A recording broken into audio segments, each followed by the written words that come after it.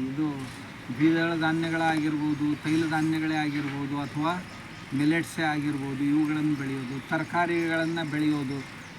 ಯಾವ ತರಕಾರಿಗಳನ್ನು ನಾವು ಸಸಿ ತಯಾರು ಮಾಡಿ ಬೆಳಿಬೋದು, ಯಾವುಗಳನ್ನು ಬೀಜದಿಂದ ಬೆಳಿಬೋದು, ಯಾವುಗಳನ್ನು ಸ್ಟಂಪ್ನಿಂದ ಬೆಳಿಬೋದು, ಹೀಗೆ ಇವೆಲ್ಲವನ್ನು ಕಲಿಸ್ಬೇಕಾಗತ್ತೆ ಅವನಿಗೆ. ಯಾಕೆಂದರೆ ಈ ನಿಸರ್ಗದಲ್ಲಿ ಎಲ್ಲವುಗಳಿಗೂ ಬೀಜ ಇಲ್ಲ. ಕೆಲವು ಹೂವಿನಿಂದ ಬರುವಂಥವುಗಳಾಗಿ, ಕೆಲವೊಂದು ಎಲೆಗಳಿಂದ ಹೊಸ ಜನ್ಮ ಪಡಿತಾವೆ, ಕೆಲವೊಂದು ಬೇರುಗಳಿಂದ ಹೊಸ ಜನ್ಮ ಪಡಿತಾವೆ, ಕೆಲವೊಂದು ಸ್ಟೆಂಪ್ಗಳಿಂದ ಹೊಸ ಜನ್ಮ ಪಡಿತಾವೆ, ಕೆಲವೊಂದು ಕಾಯಿಗಳಿಂದ ಹೊಸ ಜನ್ಮ ಪಡಿತಾವೆ. ಹೀಗೆ ಬೇರೆ ಬೇರೆ ಇವುಗಳ ಪರಿಚಯ ಅವನಿಗೆ ಮಾಡಿಸ್ಬೇಕು. ಆ ನಂತರ ಆತನಿಗೆ ಈ ಬರುವಂಥ ರೋಗಗಳು, ಆ ರೋಗಗಳ ನಿವಾರಣಾ ಪದ್ಧತಿ ಇದು. ಆಮೇಲೆ ಕಸಗಳನ್ನು ಯಾವ ರೀತಿಯಾಗಿ, ಕಳೆಗಳನ್ನು ಯಾವ ರೀತಿಯಾಗಿ ಎನ್ಸೈಮ್ಸ್ ಆಗಿ ಪರಿವರ್ತನೆ ಮಾಡಬೇಕು. ನಾವು ಎನ್ಸೈಮ್ಸ್ಗಳನ್ನು ಆಗಿ ಪರಿವರ್ತನೆ, ಯಾವುದೇ ಕಳೆಗಳಿದ್ದು ಅಂದರೆ ಅವನು ಎನ್ಸೈಮ್ಗಳಾಗಿ ಪರಿವರ್ತನೆ ಮಾಡೋ ಪದ್ಧತಿ ಏನು ಅಂತ ಅದನ್ನು ಕಲಿಸ್ಬೇಕು. ಆ ನಂತರ ಹಾರ್ವೆಸ್ಟಿಂಗ್ ನಂತರ ಪೋಸ್ಟ್ ಹಾರ್ವೆಸ್ಟಿಂಗ್ ಏನೇನು ಮಾಡಬೇಕು ನಾವು. ಆಮೇಲೆ ಇನ್ನೊಂದು ಕಡೆ ನರ್ಸರಿಯಲ್ಲಿ ಈ ಕೃಷಿಕನಿಗೆ ಬೇಕಾದಂಥವುಗಳು, ಆಯುರ್ವೇದಕ್ಕೆ ಬೇಕಾಗುವಂಥವುಗಳು, ಸೋಷಿಯಲ್ ಫಾರೆಸ್ಟ್ಗೆ ಬೇಕಾದಂಥವುಗಳು, ಇನ್ನು ಮನೆಗಳ ಶೃಂಗಾರಕ್ಕಾಗಿ ಆರ್ನಾಮೆಂಟಲ್ ನರ್ಸರಿ ಅಂತ ಕರಿತೀವಲ್ಲ ಅವುಗಳು, ಇವೆಲ್ಲವುಗಳು. ಆಮೇಲೆ ಇಂಡೋರ್ ಪ್ಲ್ಯಾಂಟ್ಸು, ಔಟ್ಡೋರ್ ಪ್ಲ್ಯಾಂಟ್ಸು, ಇವುಗಳನ್ನು ಬೆಳೆಯುವ ಪದ್ಧತಿ ಏನು, ಇವುಗಳನ್ನೆಲ್ಲ ಆತನಿಗೆ ಕಲಿಸ್ಬೇಕಾಗತ್ತೆ. ಅದಕ್ಕೆ 1 ತಿಂಗಳು ಹೋಗಬಹುದು ಇದನ್ನೆಲ್ಲ ಪ್ರಯೋಗ ಮಾಡಿಸ್ಲಿಕ್ಕೆ. ಆ ಲೆಕ್ಕದಲ್ಲಿ ಯಾವ ವಿಷಯಕ್ಕೆ ಎಷ್ಟು ಗಂಟೆಗಳು ಬೇಕು ಅನ್ನೋದನ್ನು ನಾವು ಯೋಜನೆ ಮಾಡಬೇಕು. ಆಮೇಲೆ ಪೋಸ್ಟ್ ಹಾರ್ವೆಸ್ಟಿಂಗ್ ಅಂತ ಏನು ಬರುತ್ತೆ, ಅದರಲ್ಲಿ ಈ ಬೆಳೆದ ಕಾಳುಗಳ ಮೇಲೆ, ಹೂವುಗಳ ಮೇಲೆ, ತರಕಾರಿಗಳ ಮೇಲೆ ಯಾವ ರೀತಿಯಾಗಿ ನಾವು ಪ್ರಸಂಸ್ಕರಣಗಳನ್ನು ಮಾಡ್ಬೋದು, ಮಾರಾಟ ಮಾಡ್ಬೋದು. ಆನಂತರ ಪ್ಯಾಕಿಂಗು, ಬ್ರ್ಯಾಂಡಿಂಗು, ಮಾರ್ಕೆಟಿಂಗ್ ಮಾಡುವಂಥ ಪದ್ಧತಿ ಏನು ಅದನ್ನು ತಿಳಿಸ್ಕೊಡ್ಬೇಕು ಅವ್ರಿಗೆ. ಇದರ ಜೊತೆಗೆ ಈ ಪ್ರಾಣಿಗಳನ್ನು ಸಾಕೋದೇನಿದೆ, ಈ ಕೋಳಿಗಳೇ ಆಗಿರಲಿ, ಮೇಕೆಗಳೇ ಆಗಿರಲಿ, ಹಸುಗಳೇ ಆಗಿರಲಿ, ಎಮ್ಮೆಗಳೇ ಆಗಿರಲಿ, ಅಥವಾ ಇನ್ನು ಕೆಲವೊಂದು ಕಮರ್ಷಿಯಲ್ ಪ್ರಾಜೆಕ್ಟ್ಸ್ ಅಂತ ಏನಂತೀವಿ, ಒಳ್ಳೆ ಕಿಲಾರಿ ಹಸುಗಳನ್ನು ತಂದಿದ್ದೀವಿ ಅಂದರೆ, ಒಳ್ಳೆಯ ಹಸುಗಳನ್ನು ಬೆಳೆಸಿ ಅದರಿಂದ ಹೋರಿಗಳನ್ನು ನಾವು ತೊಗೊಂಡ್ರೆ ಅಥವಾ ಆಕಳ ಕರುಗಳನ್ನು ತೊಗೊಂಡ್ರೆ 1 ವರ್ಷದ ಹೋರಿ 4 ಲಕ್ಷ 5 ಲಕ್ಷಕ್ಕೆ ಮಾರಾಟ ಆಗುತ್ತೆ. ಇವ್ರು ತೊಗೊಳ್ತಾರೆ, ಯಾರು ರೇಸಿಂಗ್ನವರು. ನಮ್ಮಲ್ಲಿ ಮೊನ್ನೆ ಒಂದು ಹೋರಿ ಕರು 8 ಲಕ್ಷಕ್ಕೆ ಮಾರಾಟ ಆಯಿತು. 1.5 ವರ್ಷದ ಕರು 8 ಲಕ್ಷಕ್ಕೆ ಮಾರಾಟ ಆಯಿತು. ತುಂಬ ಡಿಮಾಂಡ್ ಇದೆ ಈಗ. ಆಮೇಲೆ ಇದೇ ಪುಂಗನೂರು ತಾವು ತೊಗೊಂಡ್ರಿ ಅಂದರೆ ವರ್ಷಕ್ಕೊಂದು 2-3-4 ಪುಂಗನೂರು ಕರುಗಳನ್ನು ಮನೆಯಲ್ಲಿ ಹಾಕ್ಸಿದ್ರೆ ಸಾಕು ನಿಮಗೆ. 2 ಲಕ್ಷ ಅಂದರೆ 8 ಲಕ್ಷ ಆಗುತ್ತೆ. 4 ಹಸುಗಳಿಂದ 4 ಕರುಗಳನ್ನು ತೊಗೊಂಡ್ರೆ. ಎಲ್ಲವನ್ನು ಕಮರ್ಷಿಯಲ್ ಆಗಿ ಮಾಡಬೇಕು ಅಂದರೆ ಇದು ಒಂದು ಪ್ರಾಜೆಕ್ಟ್ ಇದೆ.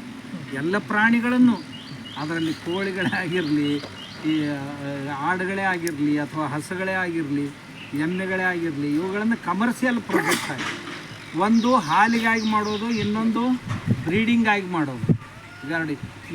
ಇದು ಸಹಿತ ನಮ್ಮ ಪಾಠ್ಯಕ್ರಮದಲ್ಲಿ ಇದ್ದರೂ ಒಳ್ಳೆಯದು. ಆಮೇಲೆ ಆ ಪ್ರಯೋಗ ನಮ್ಮ ಪ್ರತಿಯೊಂದು ಕೃಷಿ ಆಶ್ರಮದಲ್ಲಿ ಹಸುಗಳನ್ನು ಇಡ್ತೀವಲ್ಲ, ಮೊದಲು ಏನೋ ಇಡ್ತಿದ್ದೀವಿ, ಹಸುಗಳಂತ ಇಟ್ಬಿಡ್ತಿದ್ದೀವಿ. ಇನ್ನು ಇಡುವಾಗ ಒಳ್ಳೆಯ ತಳಿ ಹಸುವನ್ನು ಹೇಗಿಡ, ಒಳ್ಳೆಯ ತಳಿ ಅಂದರೆ ಹೆಚ್ಚು ಹಾಲು ಕೊಡುವಂಥದ್ದಾಗಿರ್ಬೋದು, ಅಂಥ ಹಸುಗಳನ್ನು ತಯಾರಿಸೋದು ಹೇಗೆ, ಯಾವ ರೀತಿ ಕಾಳಜಿಗಳನ್ನು ವಹಿಸ್ಬೇಕು, ಅದಕ್ಕಾಗಿ ಬುಲ್ಗಳನ್ನು ಯಾವ ರೀತಿ ಬಳಸಬೇಕು, ಹಸುಗಳನ್ನು ಅವುಗಳನ್ನು ಅರಿತುಕೊಳ್ಳೋದು ಹೇಗೆ, ಯಾವಾಗ ಬೆದೆಗೆ ಬಂದಿದೆ, ಈ ಒಳಬೆದೆ ಹೊರಬೆದೆ ಅಂತದ್ದು. ಹೊರಬೆದೆ ಇತ್ತು ಅಂತಂದ್ರೆ ಚೀರಾಡುತ್ತೆ, ಅದು ಅವಾಗ ಗೊತ್ತಾಗುತ್ತೆ.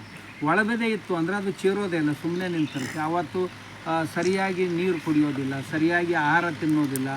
ಆಮೇಲೆ ಅದ್ರ ಕೊಳೆ ಆಡ್ತಿರ್ತಲ್ಲ, ಅದು ಆ ಕೊಳೆಯನ್ನು ನಿರೀಕ್ಷಣೆ ಮಾಡಬೇಕು. ಅಥವಾ ಒಂದು ಸಾರಿ ಸಗಣಿ ಬಿದ್ದಿತ್ತು ಅಂದರೆ ಸಗಣಿ ಮೇಲ್ಗಡೆ ಆ ಕೊಳೆ ಪದರ ಇರುತ್ತೆ, ಅದನ್ನು ನಿರೀಕ್ಷಣೆ ಮಾಡಬೇಕು.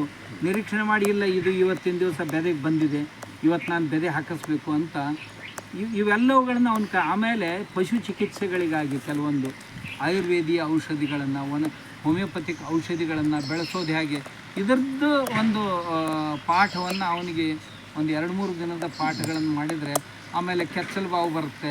ಆದರೆ ಅದಕ್ಕೇನು ಮಾಡಬೇಕು, ಆಮೇಲೆ ಜ್ವರ ಬಂದರೆ ಏನು ಮಾಡಬೇಕು, ಹೊಟ್ಟೆ ಉಬ್ಬಿದರೆ ಏನು ಮಾಡಬೇಕು, ಆಮೇಲೆ ಮೈ ಹೊರಗೆ ಹಾಯ್ತಿತ್ತು ಅಂದರೆ ಅದಕ್ಕೆ ಏನು ಮಾಡಬೇಕು, ಇಂಥ ಕೆಲವೊಂದು ಕಾಮನ್ ಸಮಸ್ಯೆಗಳಿರ್ತಾವೆ ರೈತನಿಗೆ. ಇವುಗಳದ್ದು ಸಹಿತ ಅವನಿಗೆ ಅದರಲ್ಲಿ ಒಂದು ಟ್ರೈನಿಂಗ್ ಕೊಡಬೇಕಾಗುತ್ತೆ. ಆನಂತರ ಈ ಒಟ್ಟು ಗೋಶಾಲಾ ಮ್ಯಾನೇಜರ್ ಆಗೋ ದೃಷ್ಟಿಯಿಂದ, ಒಂದು ಗೋಶಾಲಾ ಸಂಚಾಲನೆ ಮಾಡುವ ದೃಷ್ಟಿಯಿಂದ ಗೋಶಾಲೆ ಹೇಗಿರಬೇಕು, ಗೋಶಾಲೆ ರಚನೆಯಲ್ಲಿ ಯಾವ್ಯಾವ ವಿಷಯಗಳನ್ನು ಮುಖ್ಯವಾಗಿ ಇಟ್ಕೊಂಡಿರಬೇಕು, ನೀರಿನ ವ್ಯವಸ್ಥೆ ಹೇಗಿರಬೇಕು, ಆಹಾರದ ವ್ಯವಸ್ಥೆ ಹೇಗಿರಬೇಕು, ಆಮೇಲೆ ಏನು ನ್ಯೂಟ್ರಿಷನಲ್ ಫುಡ್ ಅಂತ ಏನಂತೀವಲ್ಲ ನಾವು, ಅದು ಯಾವ್ಯಾವ ಪದಾರ್ಥಗಳಲ್ಲಿದೆ, ಹೇಗೆ ಕೊಡಬೇಕು, ಎಷ್ಟು ಕೊಡಬೇಕು ಅನ್ನೋದನ್ನು ಆತನಿಗೆ ತಿಳಿಸ್ಬೇಕು. ಆನಂತರ ಬರಡು ದನಗಳಿಗೆ ಏನನ್ನು ಹಾಕಬೇಕು, ಗರ್ಭಿಣಿ ಜಾನುವಾರುಗಳಿಗೆ ಏನನ್ನು ತಿನ್ನಿಸ್ಬೇಕು, ಅಥವಾ ಕರು ಹಾಕಿದಂಥವುಗಳಿಗೆ ಹಾಲು ಹೆಚ್ಚಿಸ್ಬೇಕಾದ್ರೆ ನಾವು ಏನೇನು ಕೊಡಲಿಕ್ಕೆ ಸಾಧ್ಯ, ಇದನ್ನು ಹೇಳ್ತಾ ಆನಂತರ ಈ ಒಂದೆತ್ವ ಕಾಲವನ್ನು ಕಡಿಮೆ, ಬಂಜೆತನದ ಕಾಲವನ್ನು ಕಡಿಮೆ ಮಾಡೋದಕ್ಕಾಗಿ ಯಾವ ಉಪಾಯಗಳನ್ನು ಮಾಡಬೇಕು, ಬಂಜೆತನ ಎಷ್ಟು ಹೆಚ್ಚಾಗುತ್ತೆ ಅಷ್ಟು ರೈತನ ಖರ್ಚು ಹೆಚ್ಚಾಗುತ್ತೆ, ಅದನ್ನು ಕಡಿಮೆ ಮಾಡಲಿಕ್ಕೆ ಏನು ಮಾಡ್ಬೋದು. ಆಮೇಲೆ ಹಾಲು ಹೆಚ್ಚು ಮಾಡೋದಕ್ಕೆ ಏನು ಮಾಡಬೇಕು. ಆಮೇಲೆ ಕರುಗಳ ಸಂಗೋಪನೆ, ಕರುಗಳು ಈಗ 3 ವರ್ಷಕ್ಕೆ ಇದಕ್ಕೆ ಬರ್ತಾವೆ, ಹೀಟಿಗೆ ಬೆದೆಗೆ ಬರ್ತಾವೆ. 1 ವರ್ಷದಲ್ಲೇ ಬರಲಿಕ್ಕೆ ಸಾಧ್ಯ ಇದೆ.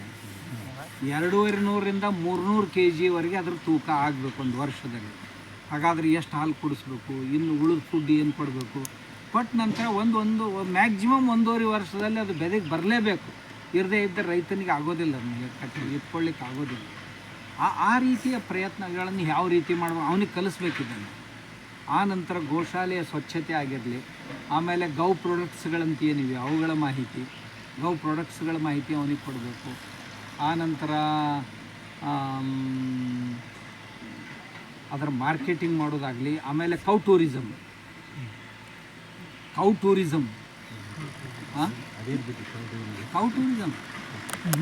ಗೋ ಕೃಷಿ ಪರ್ಯಟನ ಅಂತ ಏನು ಕರಿತೀವಿ, ಗೋ ಕೃಷಿ ಪರ್ಯಟನ ಅಥವಾ ಗೋ ಪರ್ಯಟನ, ಗೋ ಪರ್ಯಟನ ಅಥವಾ ಗೋ ಪ್ರವಾಸಿ ಉದ್ದಿಮೆ ಇದು. ಅದನ್ನು ಈ ಗೋವುಗಳನ್ನು ಪ್ರವಾಸಿ ಉದ್ದಿಮೆಗಳಲ್ಲಿ ಯಾವ ರೀತಿ ನಾವು ಬಳಸ್ಕೊಳ್ಬೋದು, ಅದೊಂದು ದೊಡ್ಡ ವಿಷಯ. ಗೋಶಾಲೆ ಇತ್ತು ಅಂತಂದ್ರೆ ಅದ್ರ ಜೊತೆಗೆ ಏನೇನನ್ನು ಸೇರಿಸಿದರೆ ಇದೊಂದು ಟೂರಿಸಮ್ ಸ್ಪಾಟ್ ಆಗುತ್ತೆ. ಅದು ತುಂಬ ವಿಷಯಗಳಿವೆ ಅವು. ಇದನ್ನು ನಾವು ನಮ್ಮ ಇವರಿಗೆ ಕಲಿಸ್ಬೇಕು. ಯಾರನ್ನ ಬೇಕು ಅಂತಂದ್ರೆ ಅದ್ರ ಸಲುವಾಗಿ ಸ್ಪೆಷಲ್ ಕೋರ್ಸ್ ಮಾಡ್ಬೋದು. ಗೋಶಾಲಾ ಸಂಚಾಲಕರು ಅಂತ ತಿಳ್ಕೊಂಡು ಅವ್ರನ್ನ ತಯಾರು ಮಾಡೋದು.